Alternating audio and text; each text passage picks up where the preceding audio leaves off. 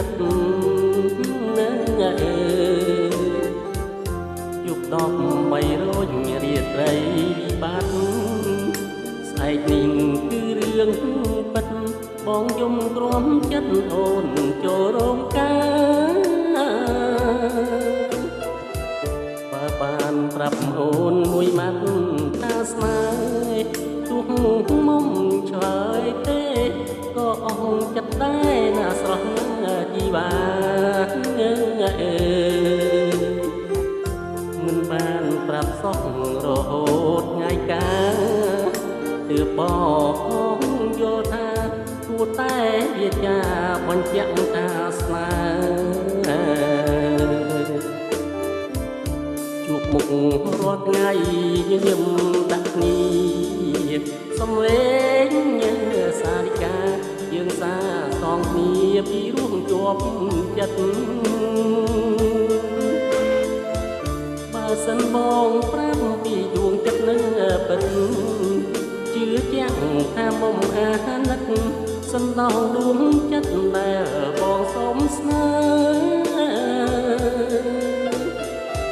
យុគ13រយមេឃព្រាត់ដួងខែទ្រូងខ្ញុំព្រាត់ស្នេហ៍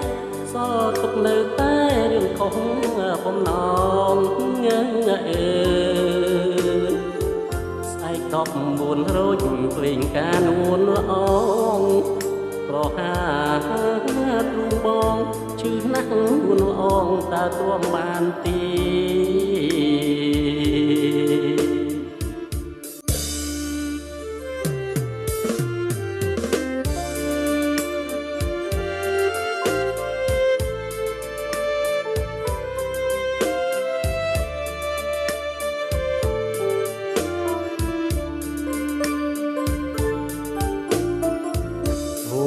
មិនយល់ទីជំរឿស្នេហ៍បងម៉ាក់បងអៀនផងព្រមលាក់បំណងលួចស្នេហ៍អាណិតយុគ13រាត្រីបាត់ស្អែកនេះគឺរឿងពិតបងយំទ្រាំចិត្តអូនចូលរោងការបានប្រាប់អូនមួយម៉ាត់ថាស្នេហ៍ទោះមុំឆ្លើយទេ